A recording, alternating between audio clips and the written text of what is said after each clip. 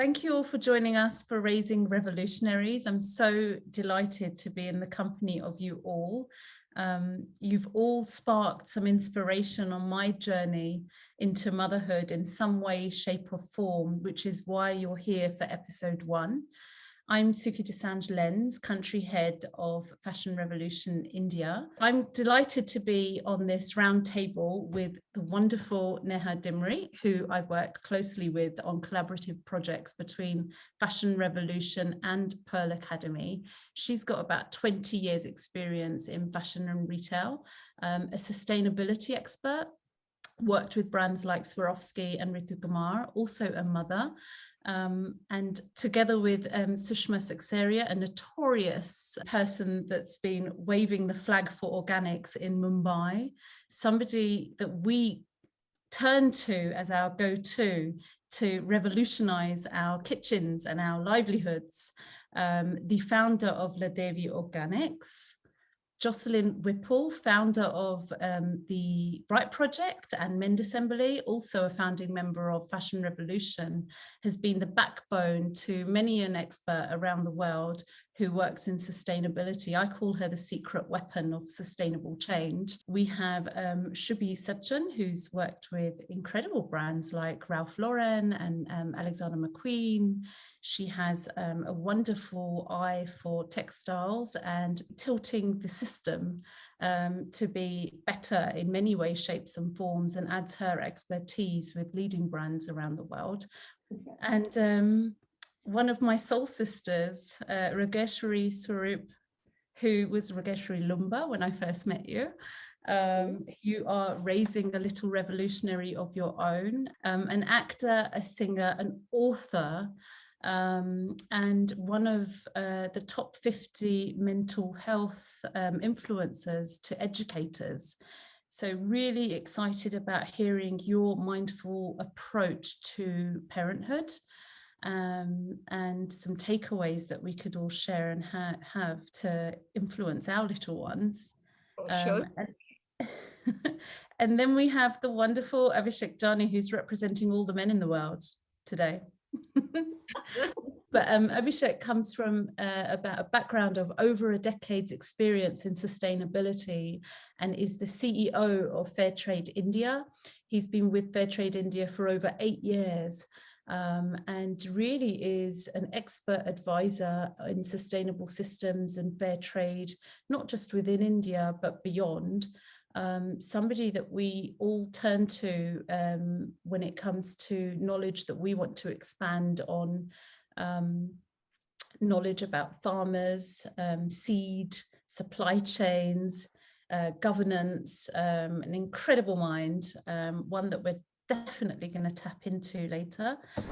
So I'm going to open the floor to our wonderful speakers, to you all, and I would love for you all just to give us a little insight into who you are. Beyond my introduction, I think the listeners would love to know a bit about you and your you as parents as well. So not just the professional stuff, but the perhaps you could share how many children you have. If you want to share names and ages, that's fine too. So if we kick off with Jocelyn. I'm currently living in France. I grew up in England and also in America. Yeah, my journey as a mother, as a parent, started about 4.5 years ago. I have a little girl. Her name's Iris. She's 4.5 now. And I suppose I've been kind of immersed in the whole kind of world of responsible, sustainable, slow fashion for many years. And so having a child, brought a whole new kind of element to that work. I've been really enjoying kind of navigating it and sort of, finding new ways of kind of interpreting that work. And I'm really excited to be here and speaking with you all today. Thanks, Joss. And Sushma, tell us about yourself and how many little ones you're raising, or not so little. I'm from Bombay, as you know, and I have 2 teenage boys. They're now 12 and 16. And it's been amazing, because as a child, when I grew, my mom was always sewing and, making clothes for us. We had a tailor sitting in our house 365 days of the year. So every time we went for a swim, we were wearing this new little bikini from all the chindis collected.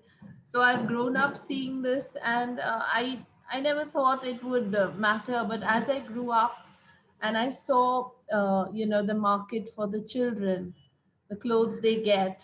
I used to start making them little khadi clothes and things like that. But as they've grown up, it's quite a challenge keeping them away from the real world and stuff like that. So my effort is to make them recycle at every stage, whether it's their toys, whether it's my composting going on.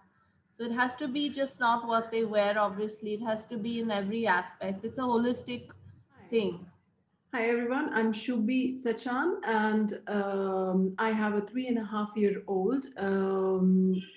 And the journey of being a conscious parent, I think was a no-brainer kind of a thing, because I work with waste, industrial and agricultural waste, and then there's a little archive which I create and consult around waste. So having a child and like indulging into all those comforts was never an option. So right from the very beginning, it started from like how mindfully can I do it, and how less of an impact can I create. So very small things like keeping him off milk diet, and like telling him like why that is not our birthright, to like taking it to his clothes and taking his to his everyday routine now, since he argues back. And I think it's a very interesting journey we are embarking on now, when he can argue it back and you have to justify at every point that why everybody else can have it and why you cannot have it. I think it's pretty interesting as we are progressing in our journey. But yes, right from the very beginning, it has been a very, very conscious effort, that how I think it's a learning for me in every aspect, that how and why I'm doing what I'm doing. Hi, Suki. Thank you for having me here today. So you've seen Pratham. I have a 9-year-old son, and I don't know if I'm doing enough in terms of being a sustainable, knowing about sustainability and being a conscious parent, but definitely trying. I think one of the fact is that every day is a learning curve. And when Sushma was talking about, the whole dilemma of constantly telling and justifying things, and the real world expectations that they have and the exposure that they have in present day time, I can totally relate to the football jersey thing, that how enticed they are with the merchandise and how they want to have everything. But I guess the answer is and probably I don't know the answer, what the answer is, but I'm trying to kind of balance it out with whatever awareness I have, and consciously trying to transfer it to him. I see. So I have a five 5.5-year-old of my own. Her name is Zoya, and she's been a part of my whole sustainability journey. In fact, I would say, as much as I've been trying to bring some of my experiences and learning into her life, um, the the fact that she's been born in this world with a lot more access to information, and as every child is also so inquisitive and is constantly challenging the status quo and some of the things that we try to teach her. So has that open mind about it. I think that has been a big contribution in our understanding and in this sustainability journey as well. So while we are trying to obviously share with her and bring a lot more understanding of sustainability, I think it's also the other way around. I think the kind of questions that she's putting across is not only helping her, but also helping us. Firstly, thank you, Suki. It's wonderful to be here. Wonderful to hear everybody. So, as you know, I have a 5-year-old. Her name is Samaya. But I truly, truly believe that children are far more mindful than any of us. So there's just so much. For example, they don't really care about price tags. They don't care if they see a friend who's wearing the same outfit. while we as adults have been programmed to think we need to wear something new to a party, children are wonderful. If they like that dress, they will wear it every day. So it's so beautiful about that. And also, I take it, mindfully, that if we're going to teach them consumption, if we're going to teach them sustainability, these are heavy words. So if we take a very simple, mindful approach about making them fall in love with the planet, which they naturally do. So what we need to do is just make sure that we actually follow their path. Then they naturally imbibe these qualities that we're talking about, that, be givers, not takers. It comes naturally to them. Okay, I'm going to do this. So I want to keep that intact, because many a times I think parents, we corrupt that innocent approach to wear what you like, and it doesn't really matter. If it makes you happy, well and good. And automatically sustainability, consumption, love for the world will fit in naturally, organically. I would love to invite the floor, and remember, this is a round table, so we can totally just interject and speak on the back of anybody else's point. So don't hold back to be asked, firstly. But I would love for you to share some bits about your influences and journey into Men's Assembly, Joss, and the need for that. So I grew up in kind of a slightly different, not a kind of mainstream family, I guess. My parents are Steiner teachers, so my dad's a Steiner teacher, and so I grew up in that whole kind of Waldorf anthroposophy kind of world. And at the time, what it meant for me in terms of clothing was an emphasis away from kind of commercialized clothing, I guess. There was a very definite line where my parents were like, no, you're not wearing the Mickey Mouse t-shirt. No, you're not getting the pop stars. And other friends of mine outside of that community, and this is like late 80s, early 90s, when I think like the hyper commercialization and branding and merchandising and the use of clothing geared towards children to sell them into these kind of hyper commercialized kind of fantasies was really starting to take shape. And I think that that's something that I'm like really grateful, because I feel like what they offered me through that was an opportunity just to retain my own sensibility, my own sense of style, and to develop that from a really genuine place, which is mine. It's authentic. It's not being superimposed onto me. And I feel sad when I see the level of attack really on our children's sensitivities. But to challenge a bit of what you just said, Joss, would you, and I want you all to join in, and you might have an answer to that. If, say, for example, my daughter was watching television and saw Peppa Pig or whatever character it might be, and went to a store and wanted to dress up or play that character or dress up like Mickey Mouse or whatever it might be, could that not also be adding value to her journey of discovering herself? The fact that she can wear all these different outfits or hats and then work out who she is for herself. I don't know if anybody wants to. You see, so if we look at early child development, they say one of the most important aspects of children is they express themselves with the way they wear clothes. So dress up play, especially if you're a shy child, if you're wanting the child to be more expressive socially, it's not a compulsion. You can be expressive just with your own self as well. What am I all about? What is it that I like? So even if it's watching Peppa Pig, or if it's watching Elsa and Anna, if it's watching, all the shows that our children are exposed to, they cannot escape it, Joss, because even when they go to school, their friends will be talking about it. So we don't really want our children to say, well, what are they talking about? I have no idea, so it's fine that, each family has their benchmarks. You can watch half an hour. But at the same time, it's so important to allow our children to express themselves the way they want, but perhaps we as adults form a community. So I'm part of this PTA where we know our children want to be Elsa, or if he wants to be Adrian, or if he wants to be Marinette, or wants to be character from Paw Patrol, the dog.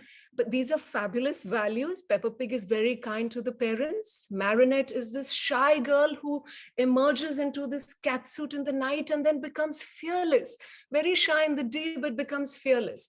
Adrian is this rich boy, but so caring towards everybody around. So when they dress up, they also imbibe these qualities. And through, you see, when I see y'all, I appreciate your qualities, and it also helps me be like y'all and probably emerge a quality that I had no idea I had. So it's important to be a part of culture, but to raise your own awareness, which will also happen simultaneously.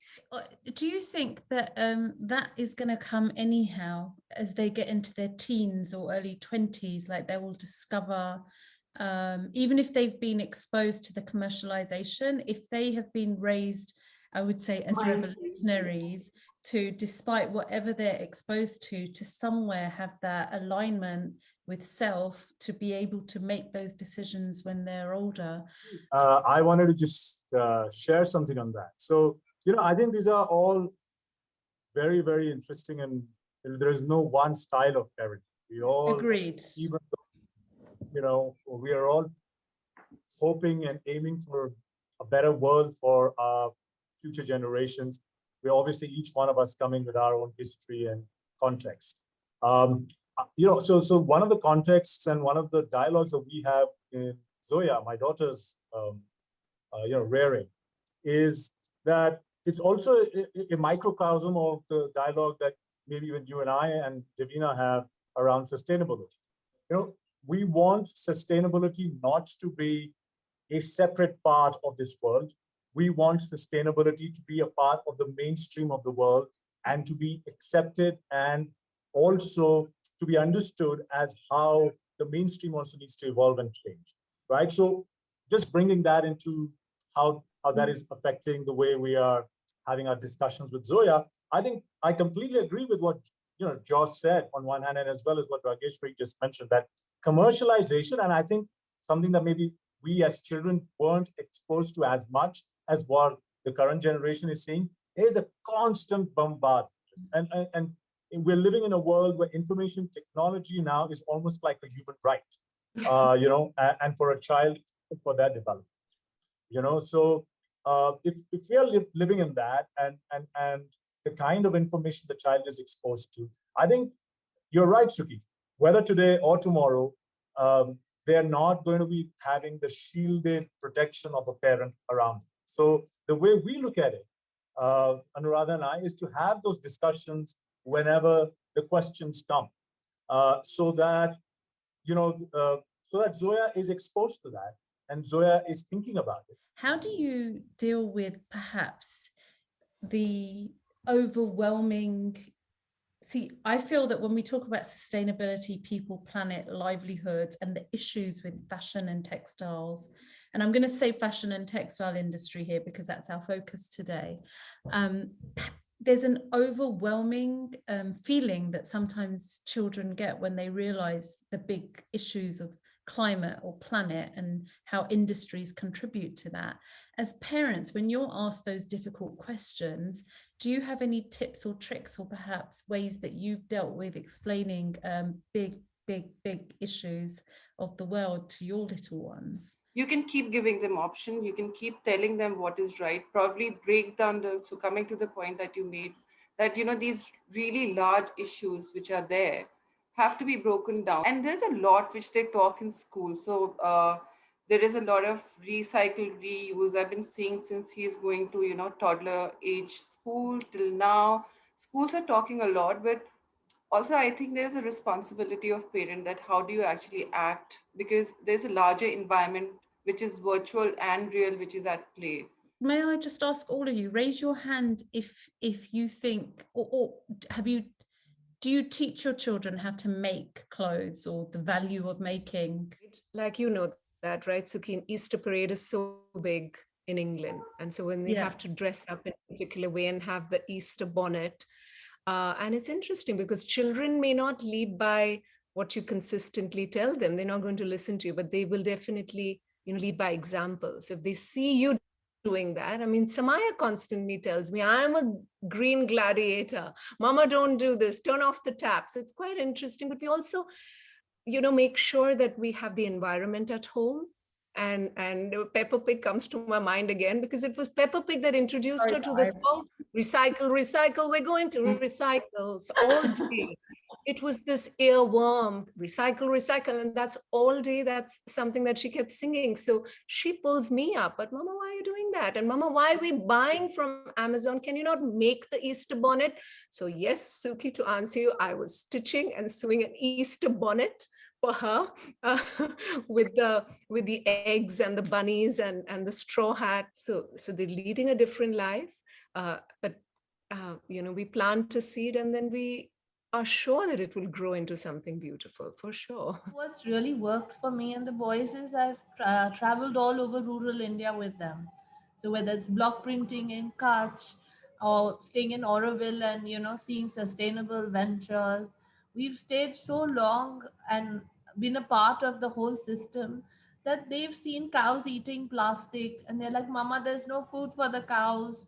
They were very little. So these images are the things that take them forward. It's always deep seated within them. They'll always have it somewhere. He has been constantly traveling since I work around waste and I go to these weird factories or like weird the segregation units or That's the only way. Yeah. yeah. So he has been observing things and he has been I think pretty much every meeting to everything he has been a part of, like in these 3.5 years, he has been a part of like most of my conversations. And he has started observing those conversations, that what do I do, and like how things are different around from a regular office setup to the setup which I have. Leading by example, and they watch and learn everything, don't they? I was going to share something that I've been doing with my colleague Roxy, who's also one of the founding members of Fashion Revolution. She had a daughter about a year before me, and so we kind of made a deal when my daughter was born. She was like, well, I'm just going to save all of Serafina, her daughter's clothes, and since then, every 6 months or so, I basically get a box of clothes from Roxy, and it's really genuinely meant that I've literally hardly had to shop. So otherwise I shop secondhand. Here where I'm living in France, they have incredible secondhand culture, like way more even than in the UK. It's really local, it's really great. So I've got really good secondhand and hand-me-down stuff here, but then I get this kind of boost, and then from Roxy and her daughter. Joss, I don't know if you know this, but you posted on Instagram a picture of these well-folded clothes that had arrived that were for your daughter, and you were so excited about them. They were neatly folded, and when I saw that, I was pregnant, I think, at the time or before, and it dawned upon me that, gosh, we don't have any young children in the family yet, and my daughter was the first grandchild born to the family. So I did have a moment where I thought, where are my hand-me-downs going to come for the daughter? And I thought, oh gosh, I'm going to have to buy new. Oh, do you know what I'm thinking, Sue? Is that you should be next in line from Bronwyn anyway. Well, since I saw your post, I had a conversation with my colleague at work, and this is what I love about sharing and whatnot, but since I saw your post, I was in work that week talking to my friend who was having her third child, heavily pregnant, and she said, Suki, when you get pregnant, you know that you're going to get my daughter's clothes. Oh, okay. And now I go to her house and I collect bags, and I had about 12 to 15 bags of brilliant clothes. I feel that I was inspired by you, Joss, just from that one post and that one share triggered a conversation. I believe that you're all conscious consumers here. And how does that impact the way you buy for your children, or how do you manage their wardrobes, or what would you like to see more of? Like, it's a very open question, but I have something to share here, and again, this I've learned from Pratham, is that he's happy with his 2 t-shirts. He really, he's growing up fast. And like you said, every 3 months, it's just not clothing, it's shoes and other things which he's constantly growing out. And again, we have this whole tradition in our family that it hands me down. I don't have anybody younger in my family, so I'm finding friends to whom I can donate the books, the shoes, anything possible. So I think probably, I don't think it's an answer to your question, but probably sharing an observation is that kids, they need little. I think in terms of, and this is what I've seen with Pratham specifically, is that I think I end up buying few things, which he would probably just wear it to please me, but he's just happy with his two t-shirts and two shorts. In Europe, it's considered to be a very good thing, a positive thing, if you go and shop secondhand or vintage or hand-me-downs. I think are organized very well. And Raageshwari, I know you're in England, but you're Indian to the core. You're from India, so I'd love to hear your perspective from both places. But beyond that, to you all that are in India right now, how do you think that secondhand clothing is perceived? And especially that too for a child. I think it was a very strong thing in Indian culture, and it was imbibed, like how Raageshwari was mentioning, that we used to have one dress, like, and then you wear it for Diwali, and like Diwali was the probably only time when the entire family used to get like new pair of clothing. And then I think that till my generation at least, everybody has seen that thing happening. It is only changing now in the recent years. So now I think it's still there in lot of different types of families. But I think for me, I didn't have any problem finding people who are more than happy to take uh, the passed on clothing, or passed on shoes, or passed on any toy or anything of that, for that matter, to either my first cousins, or like anybody who's having child in the family, or for me to collect from them. And I wanted to jump into Raageshwari's book, How to Build a Happy Family. You've authored this book that I think is just so valuable and important, certainly is on my journey to motherhood. But I would love to hear about some of the mindful tips you might have in there that people could perhaps integrate into their home lives. That we have parallel worlds. Coming from the entertainment world, people are my friends were almost nervous of being judged. So they wanted to gift Samaya something new. So it's very important that if we're conscious, that we start the dialogue that, hey, I'm great with, clothes that your children have worn, and I like these colors, or I'd prefer that, what, why don't you knit her mittens, or, socks, or a beautiful poncho? I'd be thrilled. So when we start conversations like that, then friends will trust you. Because I think, especially in India, we're so fearful, or at least my friend circle was, that I hope Raga doesn't think I've just given her something that's old. But it was part of our ancient culture. It was all about sharing and being a part of a sustainable, beautiful tradition. Going back to the previous point, I wanted to bring this up for, because while I was always recycling, having two boys, the clothes automatically passed on to the second boy. My nanny once came and told me that, I think you don't like your second child enough, because you never bought it anything new. I mean, you haven't bought it. Why are you like this? Are you obsessed with your firstborn? Yeah, I think, Suki, Very is big another thing which you were problem. kind of comparing Europe and India and how things are. And again, Sushma has mentioned about we have a lot of people, like I think it's fairly common to have domestic help in households.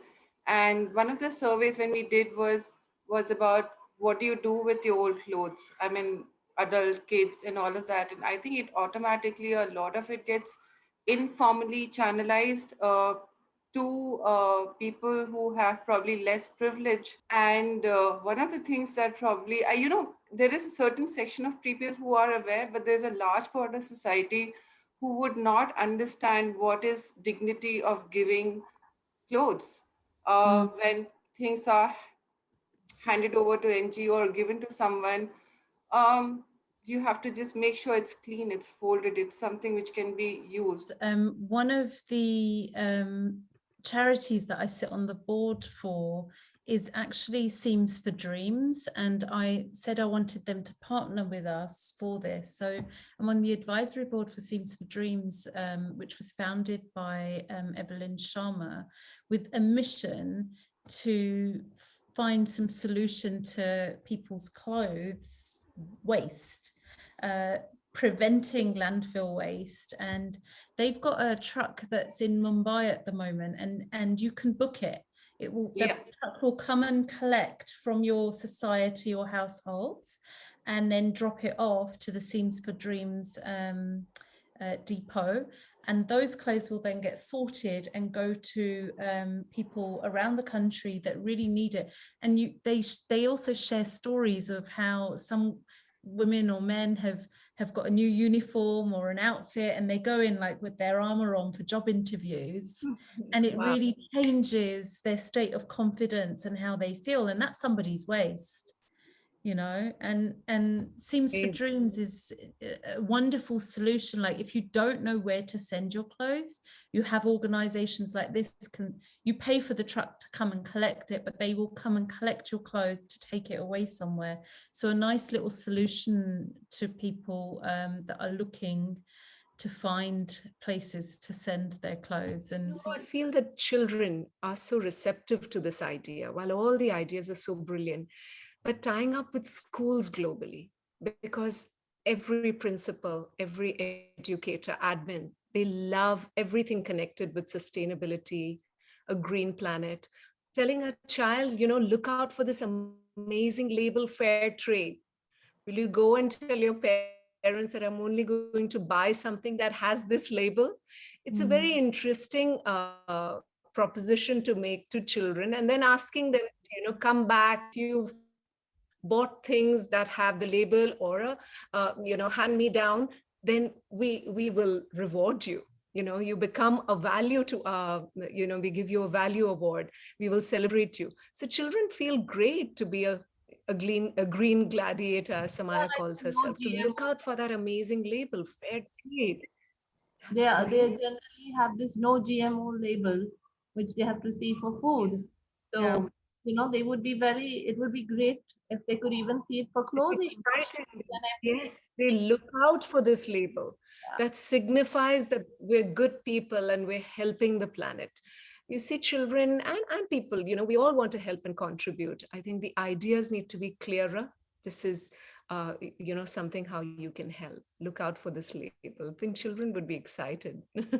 I feel like we could all carry on, but I think it's a great time to wrap up. I think we've got some great content in this, but before we close the curtain on this one, if anybody has any closing remarks or would like to share anything, please do, and then we will close the room. But I just want to kind of say this, that, you know, clothing is something which has far longer life. And I think as conscious consumer, I think it's very important to realize that. So it's fashion is not something fleeting. It is something which can be conserved, preserved, and it can turn into heirloom, and it can have a longer life. And I think we all are kind of doing our bit to achieve that. Thank you, Suki. The most important thing that we've all, you know, unanimously agreed on, that children, you know, don't lead by advice, but they definitely lead by example. Yeah. And this can be fun, you know, being a fashion revolutionary, talking about consumption, talking about sustainability. This can be fun. It can be integrated into our life with a lot of love, lovely stories, inspirational talks like these. But, you know, the beauty is the Gandhian philosophy, you know, stay connected to your villages. So important. When we do that, when we make our children do that, there's a reason why I'm staying next to Battersea Park, even though we have to live in London. The idea is, fine, can I just get her connected to nature? Then everything falls into place slowly and steadily, automatically. So lots of love to everybody watching, and thank you, Suki, for hosting this inspirational talk. Oh, thank you for being part of it. Thank you so much. I love that we ended on this idea of heirloom, and I think that's definitely something that I have happening as well. And I think that's something that we should be kind of retaining as well. So interesting hearing from you guys, and you've just got such deep and rich kind of heritage around all of that, and I think that's just of so much value. And I think it's really important. It's not just about passing on, but it's also about what you're keeping, what are you preserving. Thank you so much. Ooh, ooh, ooh, ooh.